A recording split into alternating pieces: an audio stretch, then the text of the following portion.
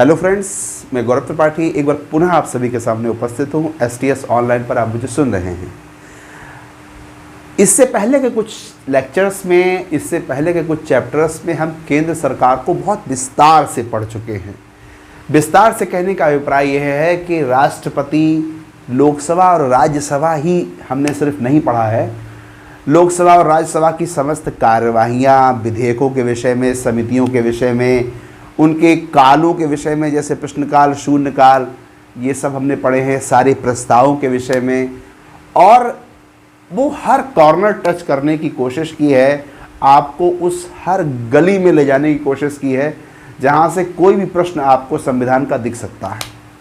तो केंद्र सरकार को हम भाग 5 से पढ़ते हैं, बहुत विस्तार से हम पढ़ चुके हैं, और अब हम एंटर कर चुके हैं राज्यों की ओर, यानी राज्य सरकार की ओर। भाग 6 में इसका वर्णन है, संविधान के भाग 6 में। और जैसे हम केंद्र सरकार को सबसे पहले केंद्र की कार्यपालिका शक्ति से प्रारंभ करते हैं, राष्ट्रपति जिसे कहते हैं, आपने पढ़ा है, मैंने आपको पढ़ाया। राष्ट्रपति केंद्र की कार्यपालिका शक्ति होती है। कार्यपालिका शक्तियां निहित तो होती हैं राष्ट्रपति में। राष्ट्रपति के नाम से ही केंद्र में सारे काम होते हैं, सारे प्रशासनिक कार्य राष्ट्रपति के नाम से होते हैं। आर्टिकल 53 में यह वर्णन है। देखिए, अनुच्छेदों पर विशेष ध्यान दीजिए, जब भी संविधान पढ़िए अनुच्छेदों पर विशेष ध्यान दीजिए, क्योंकि अनुच्छेद ही सीधे सीधे पूछ देता है। मेंस में तो जब आप आंसर राइटिंग करेंगे तो जब तक आप आर्टिकल नहीं डालेंगे तब तक आपको लॉलीपॉप नंबर नहीं बनेंगे, इसलिए अनुच्छेद, आर्टिकल आपको बहुत विशेषता से याद हो। तो जैसा मैं आपको बता रहा था कि केंद्र की कार्यपालिका शक्ति राष्ट्रपति में निहित है, ऐसे ही जब हम राज्यों के विषय में बात करते हैं तो राज्य की कार्यपालिका शक्ति राज्यपाल में निहित है। इससे ठीक पहले का लेक्चर जो आपने पढ़ा है मुझसे राज्यपाल के विषय में, तो राज्यपाल हम पढ़ चुके हैं। राज्य के अध्याय हम प्रारंभ किए थे जिसमें राज्यपाल का चैप्टर हम पढ़ चुके हैं। और अब हम आगे बढ़ते हैं। राज्यपाल के बाद, राज्यपाल तो कार्यपालिका शक्ति है लेकिन वो सिर्फ लिखा पढ़ी की शक्ति है। ऑन पेपर हेड, कार्यपालिका का अध्यक्ष राज्यपाल ही होता है, लेकिन वो सिर्फ लिखा पढ़ी में है। वास्तविक हेड जो होता है, जो सरकार चलाता है, प्रदेश चलाता है, वो होता है मुख्यमंत्री।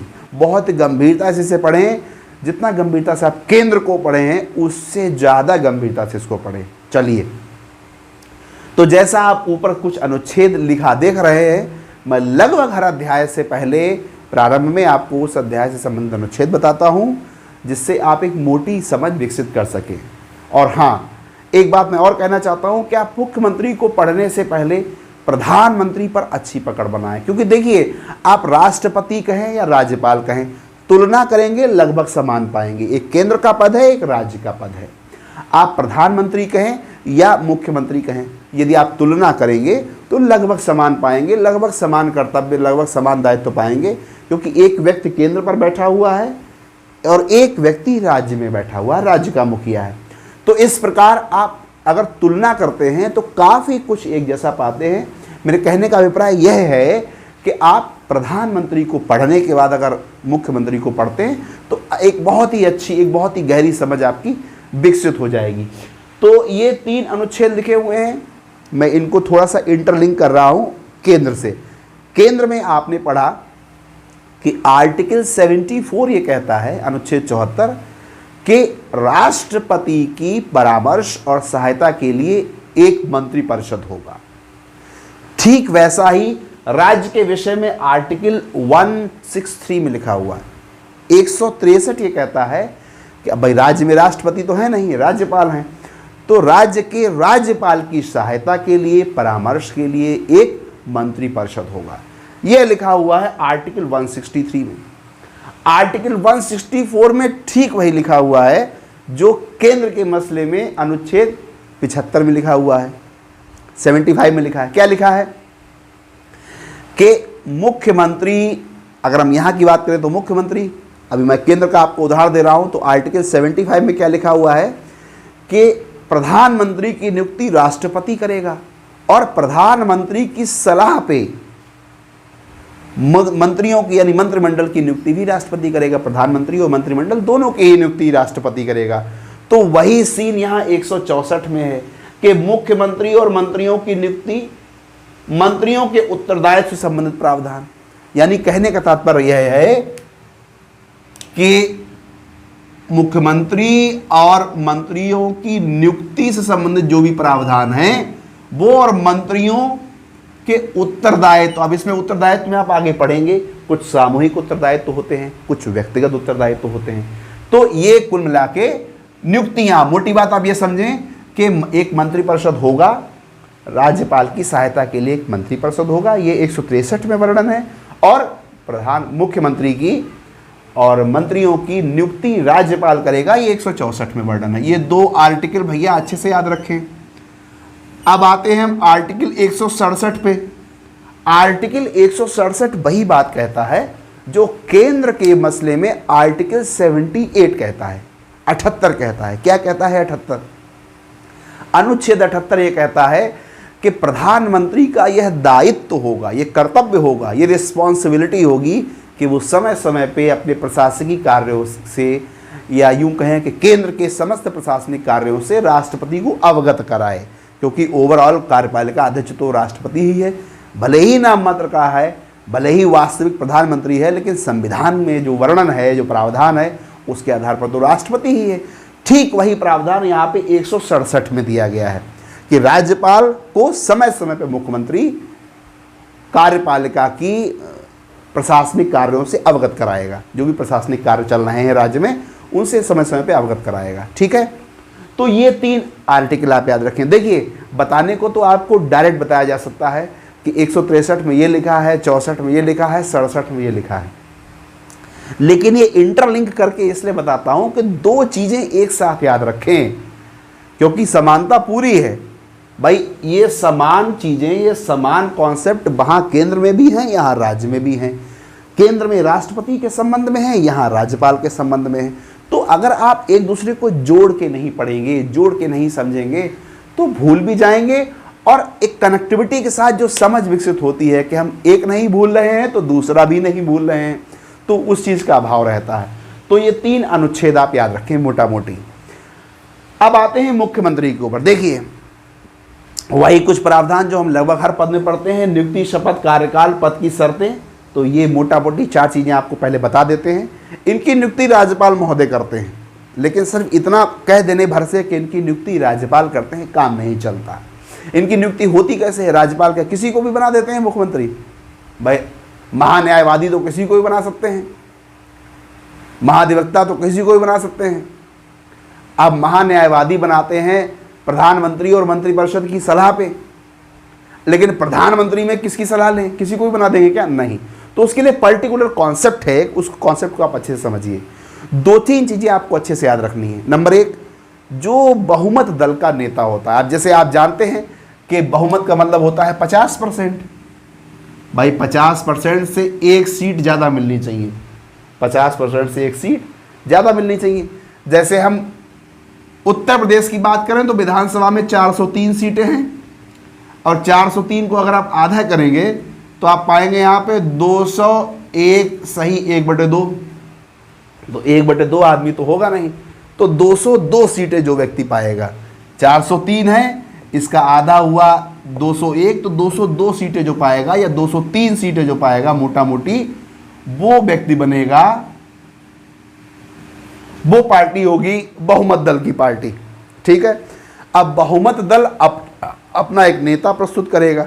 जैसे कोई भी चुनाव होते हैं तो आप देखते होंगे, चुनाव हुए, पार्टियां जीत गईं, और पार्टी जीतने के बाद एक ड्रामा होता है। ड्रामा शब्द इसलिए प्रयोग कर रहा हूं कि चूंकि हम लोकतंत्र में रह रहे हैं, तो समाचार पत्रों में छपवाने के लिए, दिखाने के लिए कि हम कितने पाक साफ हैं, एक खबर आती है कि संसदीय बोर्ड की मीटिंग है और उस मीटिंग में बहुमत का नेता चुना जाएगा। नेता आपको पहले ही से पता है, बस नेता किसी पार्टी का आपको पहले से पता है। सपा के नेता अखिलेश यादव जी हैं, बसपा के नेता मायावती जी हैं, भाजपा के अलग अलग राज्यों में अलग अलग नेता हैं, केंद्र के नेता मोदी जी हैं। लेकिन फिर भी आप ये सुनते हैं कि संसदीय बोर्ड की मीटिंग में ये निर्धारित होगा कि बहुमत का नेता कौन है, यानी दल का नेता कौन है। तो ये दल का नेता उसी बोर्ड में निर्धारित करा जाता है, और बहुमत जिस भी पार्टी का होता है उसकी तरफ से किसी एक नेता को निर्धारित किया जाता है, और उस नेता को ही राज्यपाल नियुक्त कर देते हैं मुख्यमंत्री के पद पे। ठीक है, तो ये तो एक सामान्य सी शर्त हो गई। मान लीजिए कि बहुमत है ही नहीं, तो अगर बहुमत है ही नहीं तो उस स्थिति में राज्यपाल के पास विवेकाधिकार होता है। वो अपने विवेकाधिकार से किसी को भी शपथ दिला सकता है, अपने विवेकाधिकार से किसी को भी शपथ दिला सकता है। अब किसी को भी का मतलब किसी भी एक पार्टी को इनवाइट करेगा और उसको ये लगेगा कि ये बहुमत सिद्ध कर सकता है, उसको निश्चित समय देता है, इस समय के अंदर आपको अपने मेजॉरिटी प्रूव करनी है पटल पे, और उसको शपथ दिला दी जाती है।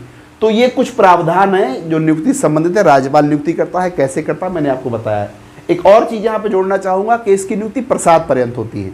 ये जो प्रधानमंत्री, मुख्यमंत्री, ये सब पद हैं, ये प्रसाद पर्यंत पद हैं। प्रसाद पर्यंत का मतलब ये बिल्कुल नहीं है कि कभी भी उसको निकाल सकता है ना। देखिए, प्रसाद पर्यंत के बहुत से अर्थ दिए हुए हैं संविधान में। एक प्रसाद पर्यंत वो होता है जो महान्यायवादी और महाधिवक्ता के विषय में है कि जब चाहे निकाल दे उनको। एक प्रसाद पर्यंत होता है जो प्रधानमंत्री और मुख्यमंत्री के संबंध में है। देखिए, यहाँ मुख्यमंत्री और प्रधानमंत्री के संबंध में प्रसाद पर्यंत का अर्थ समझिए क्या है। बेशक ये दोनों पद, या प्रमुखता से हम यहाँ मुख्यमंत्री की बात कर रहे हैं, मुख्यमंत्री टोटली प्रसाद पर्यंत पद होते हुए भी प्रसाद पर्यंत नहीं होता। इसलिए क्योंकि मुख्यमंत्री को तब तक राज्यपाल नहीं हटा सकता जब तक उसको सदन में बहुमत प्राप्त है। किस सदन में? लोकसभा में। अगर हम यहाँ राज्य की बात करें तो विधानसभा में। जब तक विधानसभा में मुख्यमंत्री को या लोकसभा में प्रधानमंत्री को बहुमत प्राप्त है, राष्ट्रपति या राज्यपाल उसको प्रसाद पर्यंत के आधार पर निकाल नहीं सकते। हाँ, यह अवश्य हो सकता है कि अगर उसकी सरकार गिर गई है, अगर उसके बहुमत भंग हो गया है, अगर उसके किसी भी एक या एक से ज़्यादा मंत्रियों के विरुद्ध अविश्वास प्रस्ताव पारित हो गया है, पास हो गया है, और वो अपना पद नहीं छोड़ रहा है, तो उस स्थिति में राज्यपाल को राज्य में और राष्ट्रपति को केंद्र में बर्खास्त करने का अधिकार अवश्य है। तो यहाँ पे ये चीज़ आप याद रखें। शपथ भी राज्यपाल दिलाता है, जो नियुक्ति करेगा वो शपथ दिलाएगा। देखिए, कार्यकाल सामान्यतः 5 वर्ष होता है। सरकारें 5 वर्ष चलती हैं, 5 वर्ष के लिए आप चुनते हैं जनता के प्रतिनिधियों को, और निश्चित इसलिए नहीं होता क्योंकि प्रसाद पर्यंत पद होता है। देखिए, सामान्यतः 5 वर्ष लिखा हुआ है, इसको आप अंडरलाइन करके पढ़ें। सामान्यतः 5 वर्ष है, लेकिन आगे ये भी लिखा है कि निश्चित नहीं है। वो निश्चित इसलिए नहीं है क्योंकि प्रसाद पर्यंत है। क्यों नहीं निश्चित है? ये जो 5 वर्ष लिखा हुआ है, इस 5 वर्ष के बीच में भी तो सरकार विघटित हो सकती है। किसी कारण से सरकार विघटित हो गई, सरकार का विघटन हो गया, 5 वर्ष से पहले ही चुनाव की स्थिति आ गई, इसीलिए प्रसाद पर्यंत पद है, ये उठा के उसको बर्खास्त कर देते हैं राज्यपाल महोदय। और निश्चित इसीलिए नहीं है क्योंकि प्रसाद पर्यंत पद है, कभी भी कुछ भी घट सकता है राजनीति में। तो ये कार्यकाल है। पद की शर्तों में 2 चीज़ें मोटी मोटी याद रखें। कुछ शर्तें भी होती हैं मुख्यमंत्री बनने की, ऐसे ही किसी को भी मुख्यमंत्री नहीं बना दिया जाता, कुछ शर्तें हैं। एक सबसे गंभीर शर्त जो है वो यह है कि मुख्यमंत्री को किसी एक सदन का सदस्य होना बहुत आवश्यक है। जैसे हम केंद्र की बात करते हैं तो वहाँ आपको समझाते हैं कि लोकसभा या राज्यसभा में किसी भी एक सदन का सदस्य हो। बात यहाँ पे राज्य की कर रहे हैं, तो विधानसभा या विधान परिषद में किसी एक का सदस्य होना बहुत आवश्यक है। अब यह तो संभव है नहीं कि सदस्य पहले से हो। मान लो किसी पार्टी में कोई नेता है और वो लड़ा ही नहीं है, या लड़ा है और हार गया है, ऐसे बहुत सारे उदाहरण हैं देश में, और उसको सदन का नेता घोषित कर दिया जाता है और उसको मुख्यमंत्री की शपथ दिलाना राज्यपाल की व्यवस्था है। राज्यपाल ने उसको मुख्यमंत्री की शपथ दिला दी है। तो यहाँ 2 चीज़ें हैं। पहली तो ये कि मुख्यमंत्री की शपथ जिस व्यक्ति को दिलाई जा रही है वो पहले से सदन का नेता हो, अर्थात किसी एक सदन से, विधानसभा या विधान परिषद में किसी एक सदन से उसकी सदस्यता हो। अगर नहीं है तो उसको 6 महीने के अंदर, ये याद रखें, ये पूछा जाता है बहुत, 6 महीने के अंदर उसको सदस्यता हासिल करनी होगी। किसी एक सदन से सदस्य ना होने की स्थिति में 6 माह के अंदर सदस्य बनना आवश्यक है। ठीक है, तो ये कुछ प्रावधान है, इनको अच्छे से पढ़ें। इसके बाद आपको कुछ शक्तियां बताते हैं, जैसे आप राज्यपाल की शक्तियां पढ़ते हैं, राष्ट्रपति की शक्तियां पढ़ते हैं, ऐसे ही प्रधानमंत्री की शक्तियां हैं। यहाँ मुख्यमंत्री पढ़ रहे हैं तो मुख्यमंत्री की भी कुछ शक्तियां हैं। आप इंटरलिंक करेंगे तो जो कुछ आप प्रधानमंत्री में शक्तियों में पढ़ते हैं लगभग वही सब आप यहां पढ़ेंगे। तो मंत्रिपरिषद के संबंध में, राज्यपाल के संबंध में और राज्य विधानमंडल के संबंध में कुछ शक्तियां आपको यहां पढ़नी है। देखिए मंत्रिपरिषद के संबंध में देखते हैं तो मंत्रियों की नियुक्ति के लिए अपने दल के व्यक्तियों की राज्यपाल से सिफारिश करता है।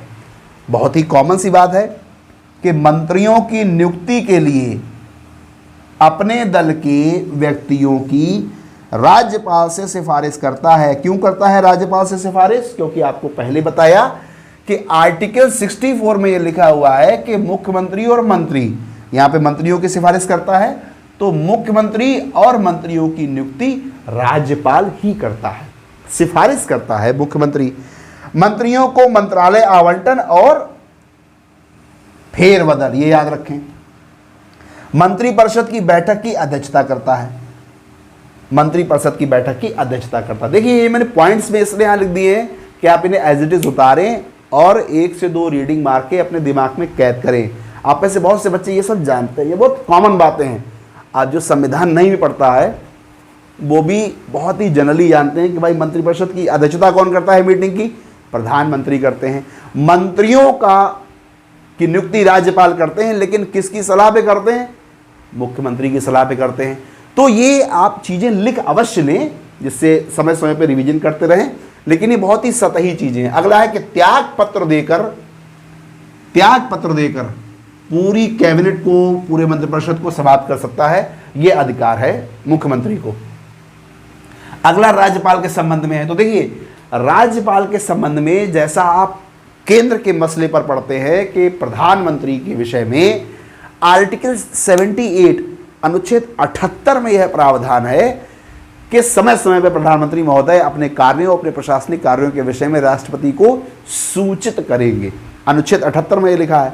यहां आपको पढ़ना है अनुच्छेद 167, अनुच्छेद 167 क्या कह रहा है कि मुख्यमंत्री राज्यपाल के प्रति कर्तव्य क्या होंगे, यानी समय समय पे मुख्यमंत्री राज्यपाल महोदय को अपने राज्य के प्रशासनिक और अन्य समस्त कार्यों से अवगत कराएंगे, सूचित कराएंगे, ये उनका कर्तव्य है। तो राज्य के कार्यों के प्रशासन की जानकारी समय समय पर राज्यपाल को देंगे। कौन देंगे? मुख्यमंत्री साहब देंगे। ये एकमात्र कर्तव्य है उनका राज्यपाल के संबंध में। राज्य विधानसभा के संबंध में क्या है? तो देखिए सत्र को बुलाना, पहले तो ये ध्यान रखिए, सत्र को बुलाना, सत्रावसान करना, सत्र का विघटन करना, सत्र को आहूत करना, ये कई सारे शब्द हैं, आगे के एक लेक्चर में आप पढ़ेंगे इनकी सबकी व्याख्याएं। यहाँ मोटा मोटा समझिए, सत्र को बुलाना और सत्रावसान। सत्रावसान का मतलब होता है कि एक सत्र खत्म हो गया और सत्र का विघटन कर दिया गया है, सत्र समाप्त हो गया है, लोकसभा का, राज्यसभा का। अगर केंद्र के बारे में बात करें, यहाँ बात कर रहे हैं राज्य की, तो राज्य विधानमंडल में विधान परिषद और विधानसभा के सत्र समाप्त हो गए हैं और आगे अनिश्चित काल के लिए उनको स्थगित कर दिया गया है। सत्र समाप्त होने के बाद अनिश्चित काल के लिए स्थगित कर दिया जाना सत्रावसान कहलाता है। तो यहाँ ये याद रखें कि सत्र को बुलाना और सत्रावसान करना ये कार्य तो राज्यपाल के होते हैं, लेकिन ये कार्य राज्यपाल को करने के लिए सलाह कौन देता है, कौन कहता है महानुभाव कि ये काम कर दीजिए आप? तो वो होता है मुख्यमंत्री। तो मुख्यमंत्री की सलाह पे राज्यपाल करते हैं, याद रखिएगा, बहुत पॉइंट है इसमें। राज्यपाल सत्र बुलाता है, सत्रावसान करता है, किसकी सलाह पे? मुख्यमंत्री जी की सलाह पे। किसी भी समय विधानसभा विघटित करने की सिफारिश, अब विघटित करता कौन है? देखिए वही चीज आ गई, विधानसभा विघटित करने की सिफारिश करता है राज्यपाल से। तो यह याद रखिए कि राज्यपाल विधानसभा का विघटन करता है, किसकी सिफारिश से? मुख्यमंत्री की सिफारिश पे। सभा पटल पे सरकार की नीतियों को रखता है। तो कॉमन सी बात है, सरकार की नीतियां मुख्यमंत्री ही सभा पटल पे रखता है। ठीक है, तो ये मोटा मोटी आपका मुख्यमंत्री के विषय में है। काफ़ी आपको दिमाग खपा के पढ़ने की आवश्यकता नहीं है, बहुत ही सहजता से आप पढ़ सकते हैं। नियुक्ति पढ़ें, शपथ पढ़ें, कार्यकाल में प्रसाद पर्यंत चीज़ याद रखें। पद की शर्तों में बस एक चीज़ याद रखनी है कि पहले से मेंबर होना चाहिए, अगर नहीं है तो 6 महीने के अंदर उसको मेंबर बनाना पड़ेगा। अगर 6 महीने के अंदर मेंबर नहीं बनता है तो भैया उसकी सदस्यता चली जाएगी, किसके पद से? मुख्यमंत्री के पद से। अब इसमें होता क्या है, आगे आने वाले आप चैप्टर में पढ़ेंगे। उद्धव ठाकरे हो जो महाराष्ट्र के वर्तमान मुख्यमंत्री हैं, या और भी कोई मुख्यमंत्री हो, जैसे कि बहुत सारे मुख्यमंत्री रहे हैं, उद्धव ठाकरे का तो बिल्कुल करंट का मामला है। अगर कोई विधानसभा का सदस्य नहीं होता और विधानसभा की सदस्यता हासिल भी नहीं करना चाहता या कोई उस विषय में कुछ अवरोध होता है तो बहुत ही पतली गली से विधान परिषद से घुस जाता है। क्योंकि विधान परिषद में आप आगे पढ़ेंगे कि विधान परिषद में 1/3 सीटें ऐसी होती हैं जो विधानसभा के सदस्यों द्वारा चुन के विधान परिषद में लोग पहुंचाए जाते हैं, तो वहाँ से आसानी से घुस जाते हैं। तो ज़्यादातर लोग जो इस कैटेगरी में फंसते हैं वो विधान परिषद से घुस जाते हैं अंदर और अपनी मुख्यमंत्री की कुर्सी पे बरकरार रहते हैं। तो ये प्रावधान पढ़ें, थोड़ा सा इस पे दृष्टि दे लें, ठीक है। ये अनुच्छेद अच्छे से याद रखें क्योंकि इससे क्वेश्चंस आते हैं मंत्रिपरिषद की ओर। मंत्रिपरिषद में कुछ विशेष नया नहीं पढ़ना है, लगभग सब तो वही है जो आपने मुख्यमंत्री में पढ़ा है। कुछ चीज़ें यहाँ आपको अलग से पढ़नी है। देखिए वो चीज़ें मैं आपको बहुत विशेषता से बता दूंगा। जैसा कि मैंने बताया, नियुक्ति राज्यपाल ही करता है और शपथ भी राज्यपाल ही दिलाता है। मुख्यमंत्री हो या मंत्रिपरिषद हो, नियुक्ति दोनों की राज्यपाल ही करता है, ठीक है, और शपथ भी वही दिलाता है। जिस प्रकार आपने यहाँ पढ़ा कि मुख्यमंत्री का पद प्रसाद पर्यंत है, ठीक इसी प्रकार मंत्री का पद भी प्रसाद पर्यंत होता है। वह दोनों ही पद प्रसाद पर्यंत है, राज्यपाल के प्रसाद पर्यंत है। पद की शर्तें बिल्कुल वही हैं जो यहाँ पर हैं। देखिए आपने ये दो चीज़ें पढ़ी यहाँ कि विधानमंडल के दोनों सदनों में किसी एक का सदस्य होना चाहिए, मुख्यमंत्री को भी होना चाहिए और मंत्रिपरिषद को भी होना चाहिए, मंत्रियों को भी होना चाहिए। आपने यहाँ पढ़ा कि सदस्य ना होने की स्थिति में 6 माह के अंदर उसकी सदस्यता किसी एक सदन से अवश्य रूप से होनी चाहिए। तो ये मुख्यमंत्री की भी होनी चाहिए और मंत्रिपरिषद की भी होनी चाहिए। एक बिंदु यहाँ बढ़ा हुआ है, बस उस पर ध्यान दें। ये दोनों तो सेम वही हैं, एक बिंदु बढ़ा हुआ है, दोनों सदनों की कार्यवाही में भाग ले सकता है। अब देखिए बहुत ही विशेषता से याद रखें, दोनों सदनों की कार्यवाही में भाग ले सकता है, किंतु मतदान सिर्फ उसी सदन में करेगा जिससे निर्वाचित या मनोनीत हो गया। ये चीजें कुछ आपको गहनता से याद रखनी है। तो ये है पद की शर्तें। कुछ पद की शर्तें तो आपकी लगभग वही हैं, आपने देखा कि 2 शर्तें तो यहाँ भी वही हैं, 2 यहाँ भी वही हैं। ये बस आपको याद रखना है कि मंत्री जो है वो किसी भी सदन की कार्रवाई में भाग ले सकता है, लेकिन मतदान वही करेगा जहाँ से मनोनीत है या निर्वाचित है। तो ये एक एडिशनल शर्त याद रखें। अब देखो भैया, यहाँ से बड़ा सवाल आते हैं उत्तरदायित्व से कि सामूहिक किसके प्रति है, व्यक्तिगत किसके प्रति है। जब आप केंद्र में प्रधानमंत्री पढ़ेंगे या आप केंद्र में राष्ट्रपति पढ़ेंगे, फिर आप राज्यपाल पढ़ेंगे, जैसा कि इससे पहले वाले चैप्टर को हमने पढ़ाया है राज्यपाल, और जैसे आज का चैप्टर आप पढ़ रहे हैं, इससे पहले अगर आप प्रधानमंत्री पढ़े हुए हैं, समझ रहे हैं, इससे पहले आपने प्रधानमंत्री पढ़ा है या मंत्रिपरिषद पढ़ा है, जैसा मंत्रिपरिषद आप यहाँ पढ़ रहे हैं, तो आप एक चीज़ पाएंगे कि आपको ये चैप्टर पूरा देखना भी नहीं है, अर्थात पूरा उतना खड़खड़ा के नहीं पढ़ना है जितना आप में से बहुत सारे नए बच्चे पढ़ रहे होंगे। नए बच्चे का मतलब जो प्रधानमंत्री देखे बिना मुख्यमंत्री या केंद्र के मंत्रिपरिषद को देखे बिना राज्य के मंत्रिपरिषद को देख रहे हैं, इसलिए क्योंकि आपको सब चीज़ें इंटरकनेक्टेड मिलेंगी। जैसे कहने को तो ये 2 चीज़ें नहीं है कि सामूहिक उत्तरदायित्व किसके प्रति है या व्यक्तिगत उत्तरदायित्व किसके प्रति है। तो देखिए सामूहिक रूप से ये विधानसभा और व्यक्तिगत रूप से राज्यपाल के प्रति उत्तरदायी होता है। लेकिन अगर आप वहाँ पर ये चीज़ें पढ़े हुए हैं तो बहुत ही आसानी से आप ये सब समझ सकते हैं। सामूहिक रूप से लोगों का सदन, हाउस ऑफ पीपल, जैसे हम लोकसभा कहते हैं, राज्य में भी आप विधानसभा को हाउस ऑफ पीपल कह सकते हैं, तो उसके प्रति उत्तरदायित्व होता है। सामूहिक रूप से, व्यक्तिगत रूप से कोई भी पद, मंत्रिपरिषद में कोई भी पद व्यक्तिगत रूप से उसके प्रति उत्तरदायी होता है जो उसका नियुक्ति करता होता है। तो भैया नियुक्ति राज्यपाल ने की है तो उत्तरदायित्व किसके प्रति होगा, राज्यपाल के प्रति। तो ये 2 चीज़ें याद रखें। अब देखिए मैंने यहाँ पे आपको बहुत विस्तार से ये नहीं बताया है कि मंत्रिपरिषद होता क्या है। कैबिनेट मिनिस्टर, स्टेट मिनिस्टर और उपमंत्री, इन तीनों को मिला के मंत्रिपरिषद बनता है। ये जो आप मंत्रिपरिषद लिखा देख रहे हैं, इसका मतलब ही होता है कैबिनेट मंत्री, राज्य मंत्री और उपमंत्री। लाइटली यहाँ बता देता हूँ आपको मैं, और डिटेल में पढ़ने के लिए आप जो केंद्र का मेरा लेक्चर पढ़ा हुआ है, केंद्र सरकार के विषय में, जो मैंने आपको एक मंत्रिपरिषद का सेपरेट चैप्टर बनाया है, वहाँ आप प्ले लिस्ट पर जाके देखें, उसमें आप इन सारे मंत्रियों के कार्यों के विषय में बहुत विस्तार से पढ़ेंगे। चलिए यहाँ पे जिक्र है, राज्य में भी उसका वर्णन है, तो मैं आपको एक रफ आइडिया दे देता हूँ।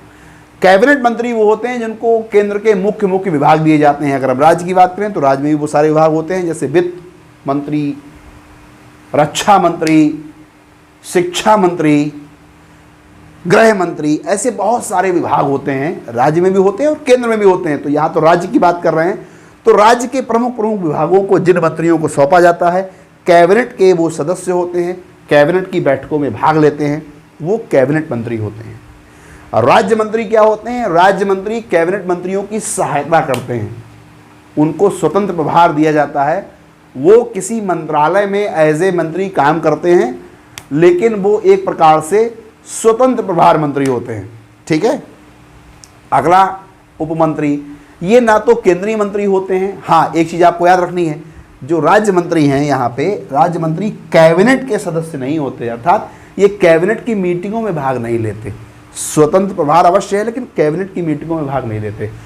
उपमंत्री ना तो कैबिनेट में है ना राज्य में है, ये सिर्फ प्रशासनिक कार्यों को देखते हैं, यानी कैबिनेट मिनिस्टर्स और स्टेट मिनिस्टर्स के, कैबिनेट मंत्री और राज्य मंत्री के प्रशासनिक कार्यों को देखते हैं, ये उपमंत्री होते हैं। तो ये कुछ बेसिक चीज़ें हैं जहाँ से आपको बहुत ही ईजिली क्वेश्चंस मिल जाएंगे। ये बहुत विशेषता से पढ़ें, इनको बहुत ही विशेषता से पढ़ें, छोटे छोटे क्वेश्चन बनते हैं मित्रों यहाँ से। जैसे सामूहिक उत्तरदायित्व किसके प्रति है, व्यक्तिगत उत्तरदायित्व किसके प्रति है, नियुक्ति कौन करता है, अगर संसद का, अगर विधानमंडल का सदस्य नहीं है तो कितने समय में सदस्य बन जाएगा, तब मुख्यमंत्री अपनी कुर्सी पर बरकरार रहेगा। ठीक है। उसका सामान्य कार्यकाल क्या है, प्रसाद पर्यंत की कंडीशन क्या है। तो यहाँ से ये छोटे छोटे क्वेश्चंस आते रहते हैं। बहुत विशेषता से आप इस चैप्टर को पढ़ें। केंद्र लगभग सब बच्चे पढ़ के जाते हैं, जो भी राज्य व्यवस्था पढ़ता है वो लोकसभा, राज्यसभा, राष्ट्रपति सब पढ़ के जाता है।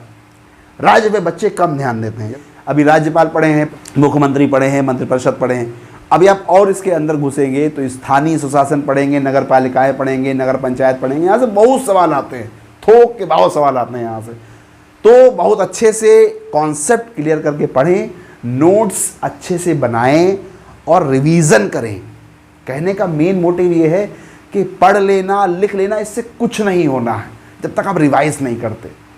हुजूम खड़ी होगी जब आप जिस सेंटर पर जाएंगे, जिस सेंटर पर आप एग्ज़ाम देने जाएंगे, उस सेंटर पे कम से कम 500 या 800 बच्चे खड़े होंगे, और हो सकता है कि उस पूरे सेंटर से एक भी बच्चे का प्री ना निकले या 1-2 का निकले।